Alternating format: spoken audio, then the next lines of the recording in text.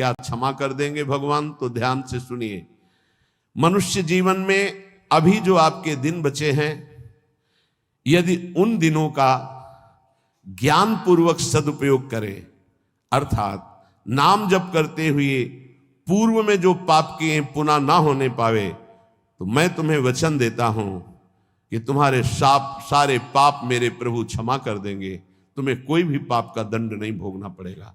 जितनी श्वासें अब बची हैं, जितना जीवन बचा है, अब ज्ञान पूर्वक व्यतीत कीजिए। कोई पाप कर्म जो पीछे हुए पुनः मत कीजिए और नाम जप कीजिए। सारे पाप आपके प्रभु क्षमा कर देंगे। गीता जी, सर्वधर्मान परित्यज्य मामेकम शरणम ब्रज अहम त्वाम सर्व पापेभ्यो मोक्षयिष्यामि मा शुचा। श्री भगवान के वचन है। जो आंतरिक काम क्रोधादि रोग हैं, इनको नष्ट करने के लिए 5 औषधियां हैं। जैसे पेट खराब हो जाए तो पंचसकार चूर्ण की आवश्यकता होती है, ऐसे ही हमारा विचार खराब हो गया है, दिमाग खराब हो गया है। सत्य वस्तु को भूलकर असत्य में रमण करना पागलों का कार्य है।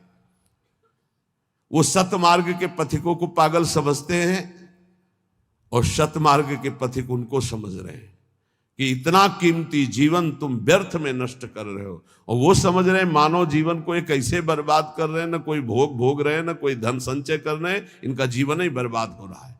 वो नहीं समझ पाते। ये 5 हैं जो तुम्हारे आंतरिक भवरोग को नष्ट कर देंगे। पाप जो हो रहा है उस पाप की प्रवृत्ति का नाश कर देंगे। 5। पहला, सत्संग। सत्संग, अगर भगवान की कृपा हुई है तभी सत्संग प्राप्त होता है। प्रथम भगति संतन कर संगा, दूसरी रति मम कथा प्रसंगा। सबसे पहली कृपा भगवान की होती है कि सत्संग प्राप्त होता है। अहो भाग्य रोज सत्संग प्राप्त हो। अहो भाग्य। जिस दिन होता कि आज पूज्य श्री मथुरादास जी कथा करने नहीं आएंगे, उनका स्वास्थ्य खराब है, या आज उनकी निर्जला एकादशी है, उस दिन ऐसा लगता है जैसे वज्रपात हो गया हो कि आज महापुरुषों के चरित्र सुनने को नहीं मिलेंगे। जो महापुरुषों से सत्संग प्राप्त, वो फिर और जैसे रबड़ी पाने के बाद गुड़ का सीरा चाटने की इच्छा नहीं होगी। यद्यपि वो भी मीठा होता है, वो भी पवित्र गन्ने के रस से बनता है, पर नहीं, जो रसमलाई पा चुके हैं ना, उनको फिर गुड़ का स्वाद नहीं आएगा।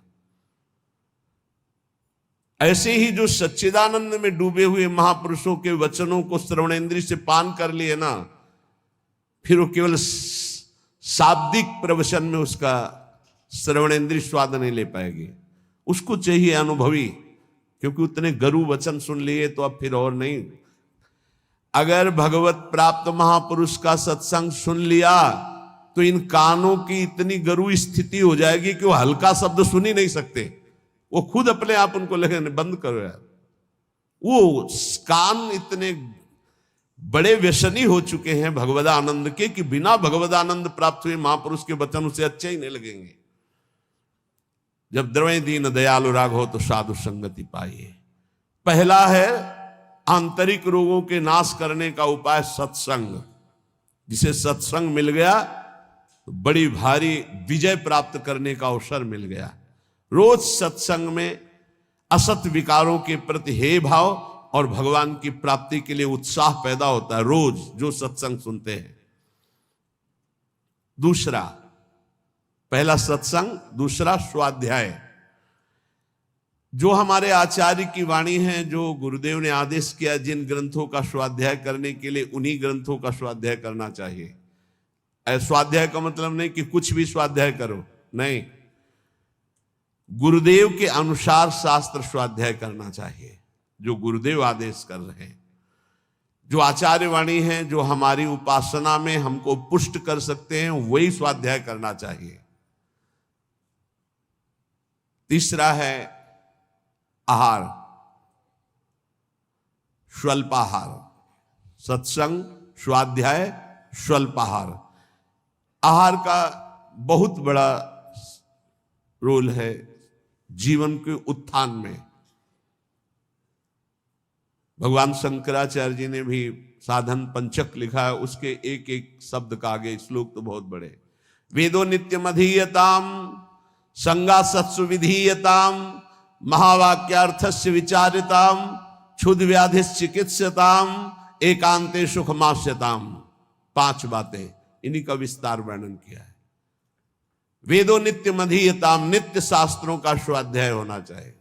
संगा सत्सु विधीयताम, भगवत प्राप्त महापुरुषों का संग होना चाहिए। महावाक्यार्थस्य विचारिताम, उनके द्वारा जो बोले गए वचन हैं उनको विचार करके चिंतन के द्वारा अपनी स्थिति बनानी चाहिए। फिर चौथा आपने आप कहा, जो इसमें तीसरे में स्वल्पाहार है, उसमें कहा क्षुद्र व्याधि चिकित्सताम, क्षुधा रूपी व्याधि की चिकित्सा करे। भिक्षान्नम औषधम, जैसे व्याधि की औषधि के द्वारा, तो क्षुधा रूपी व्याधि की भिक्षान्न के द्वारा विरक्त और धर्म के द्वारा कमाए हुए अन्न से ग्रस्त, वो भी स्वल्पाहारम, भूख से कम। बहुत बड़ा इसमें योग है, आप अच्छे से समझ लीजिए। आप समझते हैं अधिक पाने से आप बलवान होंगे, बिल्कुल भूल है आपकी, ये भूल बहुत बड़ी है। अल्पाहार करने से जीवनी शक्ति बहुत प्रबल होती है। जितना आप भजन में उन्मत्त होने वाले महापुरुषों को देखेंगे वो अल्पाहार करने वाले होंगे। अधिक आहार करने में प्रमाद स्थिति बढ़ती, तमोगुण बढ़ता है। ये रहस्य जान लीजिए। अल्पाहार करोगे आप में बहुत तेज बना रहेगा, आप में जीवनी शक्ति। जो अधिक पा लेते पूरी शक्ति पचाने में लगती, तो भजन आदि में नहीं, प्रमाद स्थिति रहती है। चौथा जो उसमें लिखा है एकांते सुखमास्यताम, इसमें लिखा है रात्रि के चौथे प्रहर में भागवती क्रियाओं का अनुष्ठान करना चाहिए। ध्यान है, नाम जप है, तो अपने यहां तो ऐसी बढ़िया दिनचर्या है कि आपको अनुष्ठान करने की जरूरत नहीं, सम्मिलित होने की जरूरत है। सुबह 2 बजे से दर्शन करते हुए सबके, फिर यहाँ सत्संग, नाम कीर्तन हो रहा है, फिर सत्संग हो रहा है, कितना मंगलमय है। अभी 5:10 है। सौभाग्य है कि आप कब से बैठे हैं और यहां किसी की नींद भी नहीं खुली होगी अभी। जो प्रातःकालीन बेला पर जग करके भागवती का अनुष्ठान करता है, वो आंतरिक विकारों पर विजय प्राप्त कर लेता है। स्वप्न दोष 4 बजे सोने वाले को ही बहुत जोर के होते हैं। जो प्रातः 3 बजे से जग जाते हैं, 10 बजे के बाद सोते हैं, स्वप्न दोष होने की संभावना ही नहीं रहती। यदि वो सावधान है तो गलत क्रिया करते हैं, गलत भोजन करते हैं, उनकी बात अलग है। नहीं, समय ही नहीं है। प्रायः 3, 4, 5, 6 इसमें स्वप्न दोष होता है प्रातःकालीन बेला पर। और जो गंदे आचरण करते हैं उनकी तो कोई चर्चा ही नहीं है। 5वां, जो कुछ साधन भजन करे एकांत चिंतन आंतरिक, उसका चिंतन पूर्वक करे, एकाग्रता पूर्वक करे, सारी शक्ति लगा करके, बटोर करके। नाम जप करे तो नाम में, मंत्र जप कर रहे तो मंत्र में, सत्संग सुन रहे तो सत्संग के वाक्यों में। ये 5 हैं जिनके द्वारा हम आंतरिक विकारों पर विजय प्राप्त कर लेते हैं। पहला सत्संग, दूसरा स्वाध्याय, तीसरा अल्पाहार, चौथा प्रातःकालीन बेला पर उठकर भागवती का अनुष्ठान, 5वां जो कुछ भी करे एकाग्रता पूर्वक सारी शक्ति लगाकर उसी में। जो अपने ऊपर हर समय ईश्वर की, आराध्य देव की कृपा का अनुभव करता रहता है, ये बहुत बड़ी बात है। हर परिस्थिति में बड़ी कृपा, श्री जी की बड़ी कृपा, श्री जी की बड़ी कृपा। एक हमने संत भगवान को देखा, वो बल्ब ऐसे लगा रहे थे तो चूक हो गई, तो वही किसी कनेक्शन में कहीं छू गए, मारा ऐसा झटका तो सीढ़ी गिरी, सीढ़ी से सीढ़ियों पे आकर के गिरे, उससे नीचे चबूतरे के नीचे आके गिरे, काफी चोट लग गई थी। तो दौड़ करके उनको उठाया तो उनका बड़ी कृपा, निपट गए, बड़ी कृपा, निपटा दिया प्रभु ने। बड़ी बात थोड़ी में निपटा दिया, बड़ी कृपा। और मुस्कुरा रहे थे और कई जगह चोट दिखाई दे रही थी। ये संत हृदय, बड़ी कृपा, निपट गए, बड़े अपराध को छोटे में काट दिया, निपट गए, बड़ी कृपा। जब अपने दास के ऊपर प्रभु कृपा करते हैं तो उसके हृदय में सद्गुणों का खजाना खोल देते हैं, जो हर समय अनुभव करता रहता मेरे ऊपर बड़ी कृपा है। फिर उसको अपने आप में मिलाकर एक कर देते हैं, चाहे भक्ति में हो चाहे ज्ञान में, बचता एक ही है। दो जब तक बचे तब तक विचार अभी ऊंचाई पर नहीं पहुंचे। ब्रह्म नहीं, माया नहीं, नहीं जीव नहीं काल, अपनी ही सुध ना रही, एक रहे हो नंदलाल। ना काहो सो बोलिबो ना कोई व्यवहार, अपनी कुंवर किशोरी को जियत निहार निहार। एक तो लालजू प्रियाजू एक हैं, इनको दो न देखा जाए। जो हर समय अपने इष्ट की कृपा का अनुभव करता रहता है तो इष्ट उसके हृदय में गुणों का खजाना खोल देता है और उसको अपने में मिला लेता है, एकता कर लेता है, अर्थात इष्टमय हो जाता है। तस्मित् तज्जने भेदा भावात्।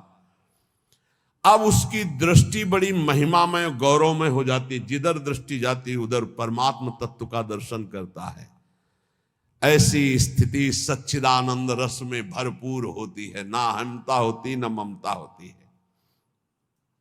पर यह होता उन्हीं के ऊपर है। एक होते हैं जो केवल जीव से नाम जप करते हो, जीव से गुणानुवाद करते हैं, अंतःकरण विषय चिंतन करता रहता है। ध्यान देना, बहुत उत्तम बात वर्णन हो रही। पहली बात कही कि जो जीव हर समय उपासक के कृपा का अनुभव करता रहता, बड़ी कृपा बड़ी कृपा, दुख में भी सुख में बड़ी कृपा, उसके हृदय में गुणों का खजाना खोल देते हैं और उसको एकता में मिला लेते हैं, अपने में मिला लेते हैं भगवान। अब दूसरी बात कह रहे हैं कि उपासक कब एकता को प्राप्त होता है। बोले एक उपासक होता है, बहुत ध्यान से अपने को देखना किस डिग्री में हो आप। एक उपासक होता है जो जीव के द्वारा नाम जप करता है, जीव के द्वारा गुणों का गान करता है, पर हृदय में विषय चिंतन होता है।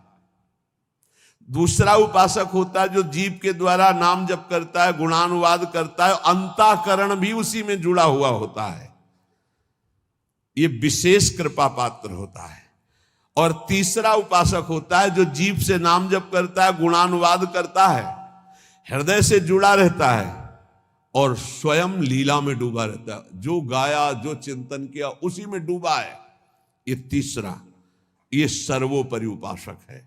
जो गाया वही चिंतन, जो चिंतन उसी में डूबा। एक गान कर रहा है लेकिन चिंतन विषय का हो रहा है, एक गान भी कर रहा है चिंतन भी कर रहा है, और एक गान भी कर रहा है चिंतन भी कर रहा है और डूबा भी उसी में है, सुध ही नहीं। ये है उत्तम अवस्था उपासक की। बहुत जोर की बात है, ऐसा ही होना चाहिए। जो जप कर रहे हैं, जो गान कर रहे हैं, उसी का चिंतन कर रहे हैं, उसी में डूब रहे हैं। पहला जो नाम जप कर रहा है, गुणगान कर रहा है, हृदय से विषय चिंतन कर रहा है, वो उसको इस लोक और परलोक के भोग परास्त कर देते हैं। बहुत सावधान, ऐसा उपासक भ्रष्ट होने में देर नहीं लगेगी। जिसका वाणी से गान हो रहा है और हृदय से भी चिंतन हो रहा है, उसको इस लोक और परलोक के भोग अच्छे नहीं लगते, पर परास्त करने की गुंजाइश है। लेकिन तीसरा जो मनन करके डूबा हुआ है, त्रिभुवन का भोग, सामर्थ्य नहीं कि उसको लुभायमान कर सके, भ्रष्ट कर सके। तीसरी बहुत ऊंची स्थिति है। जो गृहस्थी में रह करके अपने परिवार से हंसता है, बोलता है, व्यवहार करता है, खाता पीता, चलता उठता बैठता है, पर ऐसे जैसे विदेश में आए हुए मेहमान। गृहस्थी में कैसे भगवत प्राप्त? बोले जो अपने परिवार के साथ हंसता है, खाता पीता, बोलता, व्यवहार करता है, बढ़िया, सब वैसे ही, लेकिन वो ऐसे जैसे किसी मेहमान के यहाँ गया हो। उसको पता है रहना नहीं, देश बिराना है, ये भी छूटेंगे, शरीर भी छूटेगा, जाना है, मुझे प्रभु के पास जाना है। क्योंकि वो अपने परम प्रिय सखा प्रभु को हृदय में निरंतर चिंतन करते हुए ऊंची स्थिति को प्राप्त है कि मुझे भगवत प्राप्ति करनी है। ये सब केवल एक व्यवहार मात्र है।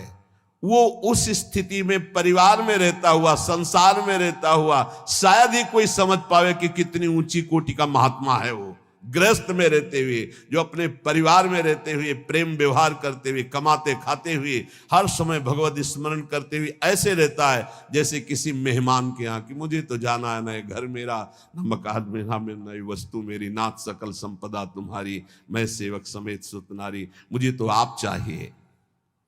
देखो, जब तक तुम संसार की कामनाओं से निवृत्त नहीं होगे तो ये संसार तुम्हें फंसाए रखेगा।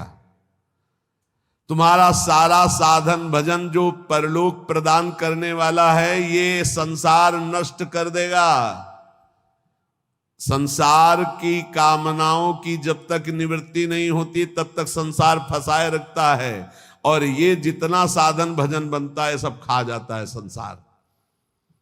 तुम कहलाओगे भगत, लेकिन तुच्छ विषयों में अपने भजन को बेचने वाले भगत नहीं कहलाते। तुम जैसे तैसे अपने इंद्रिय और मन को बिखेर रखा है, इंद्रियां मन तुम्हारे भजन को नष्ट कर रही है। अत्यंत तुच्छ असत जड़ दुख रूप भोगों में वो मूर्ख अपने भजन को छीन कर देता है, भजन को बर्बाद कर देता है। इसलिए इस संसार की लौकिक वस्तुओं को जो तुम्हें प्राप्त है भगवद अर्पित करके प्रसाद रूप भोगो, और निर्मल परमानंद की प्राप्ति के लिए कोई इच्छा मत करो, अपने भजन को बचा के रखो। ये पदार्थ आदि तो भगवान अपने आप तुम्हारी व्यवस्था करेंगे, तुम भजन से भगवान की प्राप्ति की चाह करो। जो इस बात को स्वीकार कर लेते हैं उनके अंदर एक नई कामना जागृत होती कि कुछ लोग तो ये जान जाएं कि मैं भजन करता हूं, ये बहुत जोर की इच्छा होती है। हमें और कुछ भोग नहीं चाहिए, इतना तो है कि लोग ये हमारा सम्मान कह के करें कि बड़ा भजनानंदी है, बड़ा त्यागी है, बहुत अच्छा है, गृहस्थी में रहते हुए महात्मा है या विरक्ति होते हुए कितना बढ़िया महात्मा है। ये कान सुनने के लिए लालायित रहते हैं। लोग मेरी योग्यता को जाने कि मैं कितना अच्छा हूं, ऐसी इच्छा जो करता है तो इच्छा करते ही वो परम पद का अधिकार खो देता है। समझ लो, लोगों में जानकारी फैलाने की इच्छा मतलब संसार में सतबुद्धि, मतलब प्रतिष्ठा कीर्ति की चाह, मतलब भगवत प्राप्ति की योग्यता खो देना। ये तीन बातें बड़ी दुर्लभ हैं। निर्धनता में भी दूसरों की सेवा करने का, दान देने का उत्साह, एकांत में पापाचरण ना करने की दृढ़ भावना, ये बहुत कठिन बातें, बहुत कठिन बातें। निर्धनता में भी दान देने का, दूसरों की सेवा करने का उत्साह, एकांत में कभी पाप ना करने की दृढ़ भावना, और जिससे भय लगता है ऐसा कभी कोई वचन, आचरण, संकल्प मन में ही ना आने पावे। भय लगता है पाप कर्म से, पाप कर्म ही भय प्रदान करता है। तो पाप कर्म से कैसे निवृत्त हो, क्रम बाई क्रम वर्णन कर रहे हैं। तो जो पाखंडी लोग हैं इनका संग का त्याग कर दे। पाप निवृत्ति के लक्षण, पाप तुमसे बनेंगे ही नहीं। पाखंडी लोगों से दूर रहना, खुली बात कह रहे हैं। महापुरुषों के वचन हो, किसी से कोई लेना देना नहीं रहता, इसलिए मस्ती से बोलते हैं। पाखंड कहते हैं पाप के खंड को। पाप जो ऊपर से सदाचरण का वेश धारण किए हुए हैं और अंदर से पापाचरण करते हैं, बहुत ही लुभावना पाखंड होता है। लुभावना आप देख के समझ ही नहीं सकते। हमारी योग्यता ऐसी नहीं हो, हम अपनी योग्यता दिखाते हैं तो पाखंड एकदम भी कहा जाता है। इससे पाप की प्रवृत्ति होती है। पाखंड से बचे और पाखंडी लोगों से बचे, खुली बातें हैं। जो असत्य में भोग सुख प्राप्त करना चाहता है वो पाप किए बिना रह नहीं सकता। ऐसे पाप का आचरण करने वालों का संग बिल्कुल नहीं करना चाहिए। अहंकार पापों की रति प्रदान करता है, इसलिए अहंकारी का संग नहीं करना चाहिए, अहंकार का संग नहीं करना चाहिए। पाखंड नहीं धारण करना चाहिए, पाखंडियों का संग नहीं करना चाहिए। असत्य के भोग की लालसा पाप करवाती है और असत्य के भोगों में रत पापियों का संग नहीं करना चाहिए।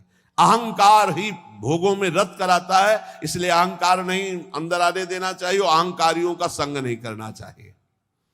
प्रभु की ओर अग्रसर होने वाले जितने साधक हैं उनको सावधान रहना चाहिए ऐसे अहंकारी असत भोगों में लगे हुए पाखंडियों से। कल्याण के मार्ग पर चलना है तो अधर्म और अनीति और पाप कर्म छोड़ने की दृढ़ प्रतिज्ञा करनी होगी। अगर हम सावधानी से नहीं संग करेंगे तो बहुत ही पाखंड का बोलबाला है, आप ऐसा ना समझ लें। कलिकाल है, ये मन चले लोग जो भगवान की प्राप्ति का कोई मार्ग ही नहीं जानते, जिसकी बातचीत में थोड़ा भी लोभ दिखाई दे, जिसकी बातचीत में थोड़ा भी काम आदि दोष का लक्षण दिखाई दे, कभी संयोग नहीं करना चाहिए, चाहे जितना बड़ा कोई हो, दूरी बना के रखनी चाहिए। इसीलिए पहला शब्द लिखा है पाप की निवृत्ति के लक्षण, तो बोले पाखंड और पाखंडी लोगों के संग का त्याग कर देना चाहिए। दूसरा, असत्य भोगों में जिनकी रति है उस असत्य भोग और असत्य भोगों में रति करने वाले का त्याग कर देना चाहिए। तीसरा, अहंकार और अहंकार की वृत्तियों में फंसे हुए लोगों का, इनका त्याग कर देना चाहिए। जिसको कल्याण मार्ग में चलना है अधर्म अनीति और पाप कर्म छोड़ने की दृढ़ प्रतिज्ञा करनी चाहिए। जो पीछे पाप हो गए हैं वो इसी प्रतिज्ञा से भस्म हो जाते हैं। कभी भी ये नकारात्मक भाव रखने वालों का संग करने वाला सकारात्मक भाव में आगे नहीं बढ़ सकता है, इसलिए बहुत सावधान रहना चाहिए। जो सांसारिक मान बढ़ाई कीर्ति परिस्थिति वस्तु रुपया आश्रम इनकी प्राप्ति की चाह रखता है वो कभी भगवान की प्राप्ति की चाह करने वाला हो ही नहीं सकता है। जो त्याग की हुई वस्तुओं का पुनः भोग करता है वो श्वान के समान होता है, वो साधु नहीं होता है। श्वान समझते, सम्मान शब्द सूचक श्वान है, नहीं उसको कुत्ता कहते हैं। बमन को कौन खाता है? कुत्ता। तो रमा बिलास राम अनुरागी तजत बमन जिम जन बड़ भागी। बमन के समान भगवान के भक्त संपूर्ण भोगों का त्याग कर देते, तो वमन के समान त्यागे हुए भोगों को पाने वाला श्वान कहा जाता है। भक्त भगवत प्रसाद पाता है और जीवन को भगवत प्रसाद में करता है। यहां खुली महापुरुषों की बातें, कोई लगा लेश नहीं है। उपास्य प्रभु का स्मरण सेवन करना, प्रभु की प्राप्ति के लिए सारे स्वार्थों का त्याग कर देना, अंतःकरण को भगवदाकार बनाना। कोई भी जीवन में ऐसा आचरण ना हो जो संतों ने ना किया, वो कभी आचरण नहीं होना चाहिए जो संतों ने कभी नहीं किया। ये ध्यान रखना चाहिए। वेश धारण करके हमसे अगर कोई गलती है उसे त्याग देना चाहिए, हमें सुधारना चाहिए। आहार निद्रा इन पर विशेष शासन करता है, चाहे गृहस्थी का साधक हो चाहे विरक्ति का। आहार निद्रा इन पर शासन करे। वैराग्य का एक भी लक्षण कम ना होने पावे। अगर एक भी छेद हो जाए तो जैसे घड़ा भर नहीं पाता, ऐसे अंतःकरण पूर्ण दृढ़ भगवत मार्ग में नहीं लग पाएगा यदि वैराग्य का एक भी लक्षण कम हुआ। जो बात तुम्हारी गुप्त हो उसे कभी मत बोलो। अय वैरागी, अय भगवत मार्ग के पथिक, जो बात तुम्हारी गुप्त हो कभी मत बोलो। भागवतिक, व्यवहारिक, लौकिक, पारमार्थिक। क्यों? लोग उपहास करेंगे, तुम्हारी बात की गहराई को नहीं समझ पाएंगे। अगर आपसे कोई गलती भी हो गई है तो महापुरुषों से बोलो, संसारियों से नहीं। हमें लगता है बोलने की जरूरत नहीं, वो खुद जान जाएंगे, वो कृपालु हैं, वो हमें संभाल लेंगे। संदेह वाली वस्तु, संदेह वाले व्यक्ति, संदेह वाला आचरण कभी मत करो। जिस व्यक्ति पर संदेह हो कभी मत मिलो। जिस वस्तु में संदेह हो कभी मत खाओ। जिस आचरण पर संदेह हो प्रमाणित ना हो कभी मत करो। बहुत ध्यान से सुनना है, बहुत जरूरी है। हम आपके लिए भोग बना करके लाए हैं और आपकी दृष्टि में तत्काल अंदर आया, नहीं पाना चाहिए, बिल्कुल नहीं पाना, चाहे अमृत हो, हटाओ उसको, बिल्कुल नहीं पाना। ये भागवतिक संकेत होते हैं। जिस व्यक्ति के मिलने में संदेह लगे, ये हमें कम समझ में आया, कभी नहीं मिलना चाहिए। जिस वस्तु में संदेह हो जाए कभी नहीं पाना चाहिए। जिस क्रिया में संदेह हो जाए कभी नहीं करना चाहिए। भगवत मार्ग के पथिक को जो बात अपनी गुप्त हो उसे कभी प्रकाशित नहीं करना चाहिए।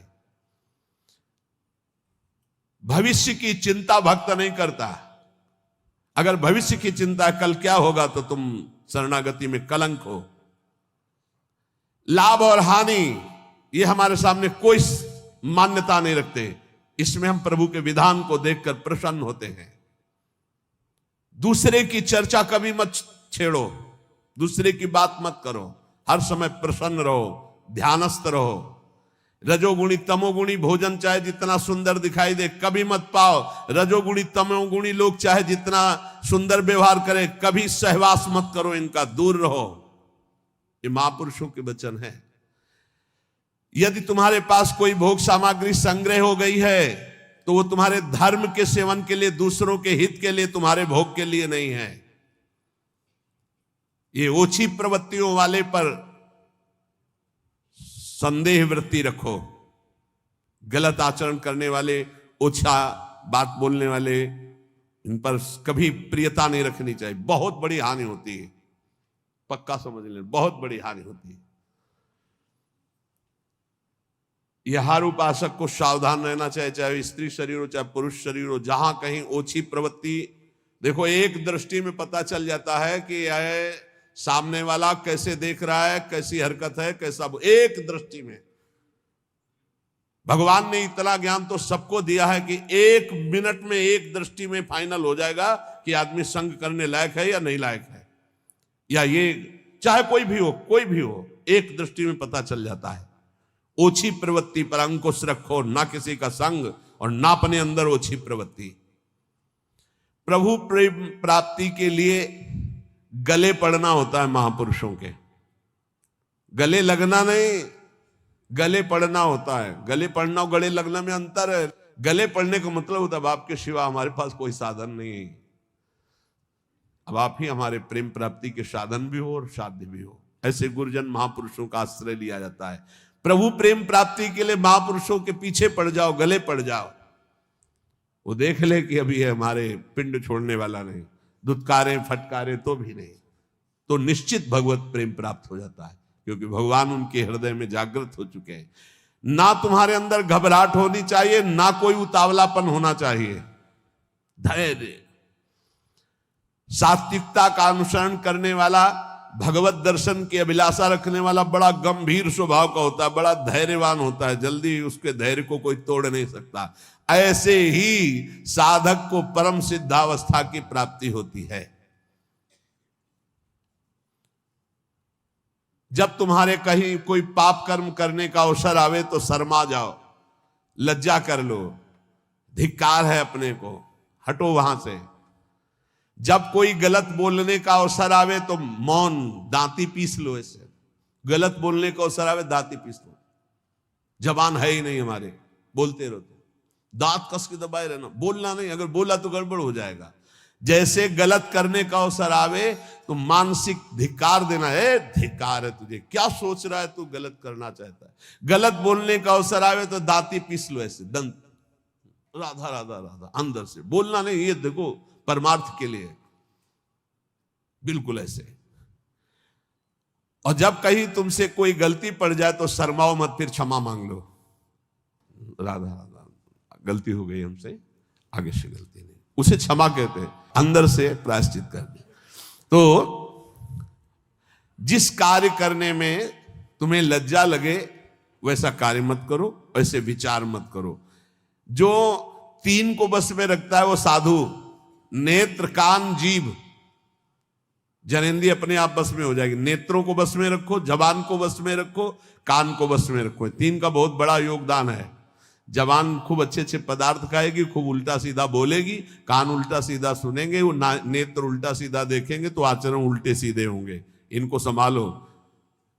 3 रसना, श्रवणेन्द्री और रसेंद्री। रसना कटो जो अन्न रटो, निरख अन्न फुटो ने, नेत्रेंद्री और श्रवण फुटो कान। नेत्र कान जीभ 3 को जो सुधार लेता है वो साधु हो जाता है।